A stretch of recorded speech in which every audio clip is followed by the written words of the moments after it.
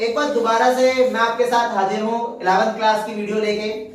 और आपको पता है कि हमने पार्ट 4 को स्टार्ट किया था और उसका फर्स्ट पार्ट इंट्रोडक्शन जो है वो अपलोड किया जा चुका है। प्रीवियस वीडियो हमारी देखी जाके आप डिस्क्रिप्शन में आपको लिंक जरूर मिलेगा। अब उसके आगे क्या है, सिर्फ हमने इंट्रो में इतना समझा था कि जो भाई प्रशासन की जो संस्थाएं हैं वो 3 तरीके की होती हैं, कार्यपालिका, विधायिका, न्यायपालिका। आज हम स्पष्ट तरीके से पढ़ेंगे कि आखिरकार कार्यपालिका में क्या क्या है। तो देखो, अगर हम बात करें कार्यपालिका, तो मैं आज आपको कुछ ऐसी बातें बताऊंगा जो शायद हो सकता है आपको सुनाई तो बहुत जगह पर दी हो, किसी ने आपको बताया भी हो, पर क्लियर ना हो पाई हो।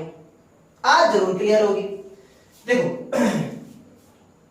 जब हम कार्यपालिका की बात करें तो कार्यपालिका का एक काम ये होता है कि विधायिका द्वारा बनाए गए नियम कानूनों को लागू करवाना।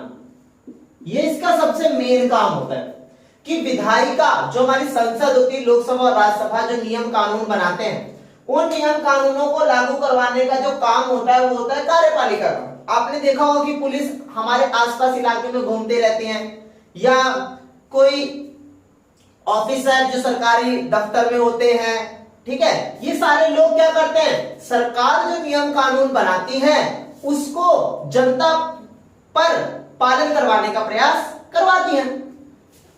बट एक बात ये आपको कभी समझ में आई कि कार्यपालिका कितने प्रकार की होती है? कई लोग इसमें कंफ्यूजन होते हैं, कई लोग, मैं आपको क्लियर कर देता हूं।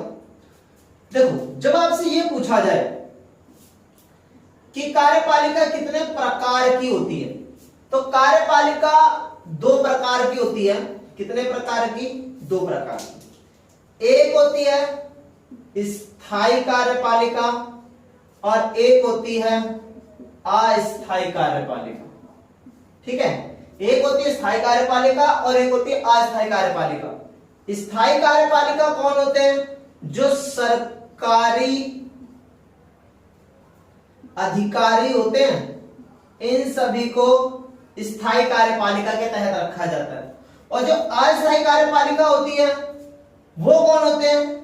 तो हमारे देश में चुने हुए जो लोग होते हैं, जो संसद में जाकर बैठते हैं और मूल रूप से मंत्रिमंडल प्लस मंत्री परिषद का हिस्सा होते हैं, मंत्री परिषद का हिस्सा होते हैं, उन सभी को अस्थायी कार्यपालिका बोलते हैं।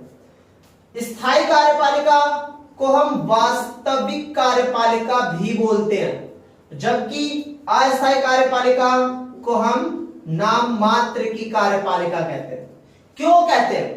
क्योंकि जो अस्थायी कार्यपालिका होती है, इसको देखो आप, जो अस्थायी कार्यपालिका होती है ये वाली, ये जो है वो चुने हुए लोग होते हैं, 5 साल के लिए होते हैं, कई बार तो 5 साल से पहले भी चले जाते हैं, तो इनका तो कोई डेफिनेटली तो कुछ अता पता होता नहीं कि कब तक बैठे रहे, तो इसीलिए इनको अस्थायी और नाम मात्र कहा गया। जबकि स्थायी जो सरकारी अधिकारी होते हैं वो पेपर मतलब एग्जाम पास करते हैं, तब जाके उनको गवर्नमेंट जॉब मिलती है, और जिनको भी गवर्नमेंट जॉब मिलती है आपको पता है कि वो जब तक पूरी जॉब कर नहीं लेते तब तक वो हटते नहीं है, इसीलिए उनको स्थायी कार्यपालिका कहते हैं। ठीक है, और इन्हीं को वास्तविक कार्यपालिका कहते हैं। क्यों? क्योंकि वास्तविक तौर पर काम सरकारी अधिकारी ही करते हैं, बस उनको अमली जामा पहनाने का काम कौन करते हैं? हमारे अस्थायी कार्यपालिका जो मंत्री लोग होते हैं वो उसको बस सामने रखने के काम में आते हैं, उसके पीछे जो लोग काम कर रहे होते हैं वो होते हैं सरकारी अधिकारी। जैसे आईएएस का काम क्या होता है कि सरकार के साथ मिलकर नीति निर्माण में उनका सहयोग करना। तो जो आईएएस होते हैं वो सरकारी अधिकारी होते हैं, वो स्थायी कार्यपालिका बन जाते हैं। अब वो किसको सहयोग करते हैं? अस्थायी कार्यपालिका को, जो मंत्रिमंडल या मंत्री परिषद होते हैं, तो उनको बस सहयोग करते हैं। मूल रूप से दोनों ही कार्यपालिका है, परंतु देखा जाए तो स्थायी कार्यपालिका सरकारी अधिकारी होता है, अस्थायी कार्यपालिका चुने हुए मंत्रिमंडल के सदस्य होते हैं।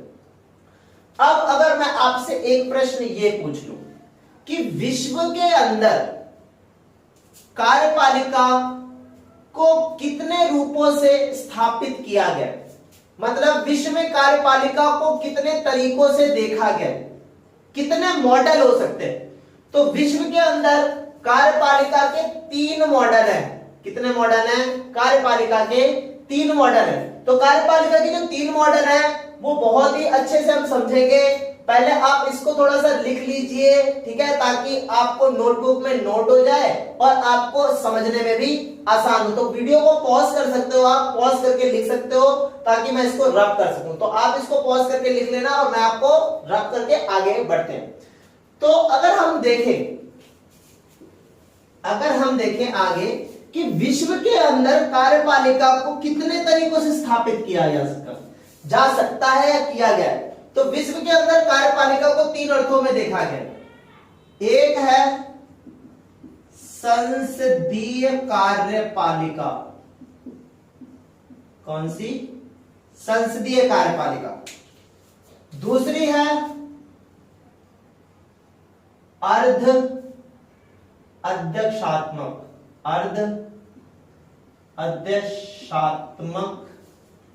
कार्यपालिका, ठीक है, और एक है अध्यक्षात्मक कार्यपालिका। ये विश्व में 3 तरीके से दिखेंगे आपको। अगर हम बात करें संसदीय कार्यपालिका की, तो इसमें देश का जो प्रमुख होगा वो राष्ट्रपति होगा, ठीक है। सरकार का जो प्रमुख होगा वो प्रधानमंत्री होगा, ठीक है। प्रधानमंत्री बहुमत दल का नेता होगा,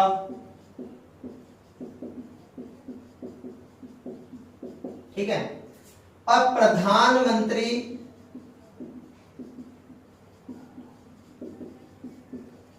विधायिका के प्रति जवाबदेह होगा, ठीक है। अगर आप अर्ध अध्यक्षात्मक में आ जाओ तो अर्ध अध्यक्षात्मक में क्या है कि यहां पर भी देश का प्रमुख राष्ट्रपति होगा, सरकार का प्रमुख प्रधानमंत्री होगा,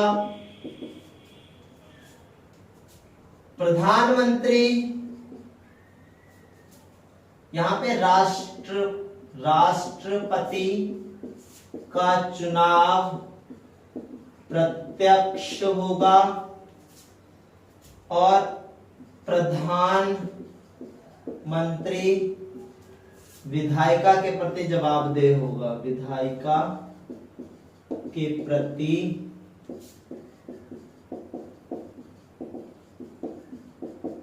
जवाबदेह होगा, ठीक है। विधायिका के प्रति क्या होगा? जवाबदेह होगा।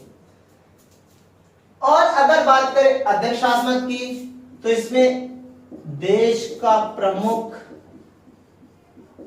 राष्ट्रपति होगा, सरकार का प्रमुख राष्ट्रपति होगा, राष्ट्रपति का चुनाव प्रत्यक्ष होगा, राष्ट्रपति विधायिका के प्रति जवाबदेह नहीं होगा।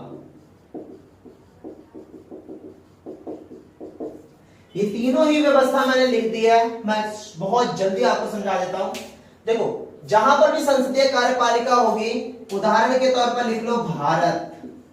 तो भारत में आप देखते ही हो देश का प्रमुख होता है राष्ट्रपति, सरकार का प्रमुख होता है प्रधानमंत्री, और प्रधानमंत्री जो होता है बहुमत दल का नेता होता है, प्रधानमंत्री विधायिका के प्रति जवाबदेह होता है। वहीं दूसरी तरफ अगर आप आ जाओ अर्धदेशात्मक में, तो ये है आपकी श्रीलंका के अंदर, ठीक है। तो श्रीलंका के अंदर जो कार्यपालिका है वो कैसी है? देश का प्रमुख राष्ट्रपति है, ठीक है, सरकार का प्रमुख प्रधानमंत्री है, ठीक है। बट देखने वाली बात यहाँ है कि राष्ट्रपति का चुनाव यहाँ पर कैसे हो रहा है? प्रत्यक्ष तरीके से हो रहा है, और प्रधानमंत्री विधायिका के प्रति क्या है? जवाबदेह। लगभग संसदीय तरीके से ही है, बट हमारे देश में जो संसदीय कार्यपालिका है उसमें राष्ट्रपति का चुनाव कैसा होता है? प्रत्यक्ष होता है, जबकि अर्धअध्यक्षात्मक में राष्ट्रपति का चुनाव कैसा होता है? प्रत्यक्ष होता है। ठीक है, अगर हम बात करते हैं अध्यक्षात्मक कार्यपालिका की, तो अध्यक्षात्मक कार्यपालिका में देश का प्रमुख भी राष्ट्रपति है, सरकार का प्रमुख भी राष्ट्रपति है, राष्ट्रपति का चुनाव प्रत्यक्ष तौर पर होता है, राष्ट्रपति ही विधायिका के प्रति कोई भी जवाब दे नहीं होता है। मतलब मीन्स यहाँ पे सब कुछ राष्ट्रपति के हाथ में होता है। तो उदाहरण भी आपको दिख ही गया होगा कि यहाँ उदाहरण क्या है, अमेरिका में। तो अमेरिका में जो कार्यपालिका वो अध्यक्षात्मक कार्यपालिका। आई होप आपको तीनों ही व्यवस्था ढंग से समझ में आई होंगी, अंतर आप कर पाओगे कि कौन किस में है। तो बहुत अच्छे से इसको लिखना। इसी के साथ आज की वीडियो में इतना ही। और साथ ही साथ दोस्तों आपको एक बात बताऊं, आप लोग लाइक्स नहीं कर रहे हो शायद हमारी वीडियो को। लाइक्स करो, कमेंट्स करो, शेयर करो, क्यों नहीं करते हो? इसी तरीके से आपके साथ हम मिलेंगे नेक्स्ट वीडियो में। और साथ ही साथ आपको हम फेसबुक और इंस्टाग्राम पर भी मिलते ही रहते हैं, तो वहां पर भी फॉलो करो। क्यों फॉलो नहीं करते हो? मिल लो, ऐड कर, काफी सारी बातें करेंगे, क्वेश्चन पूछेंगे, वहां पर भी एक्टिव रहो। और क्रैकफैक्ट Z सर्च किया गया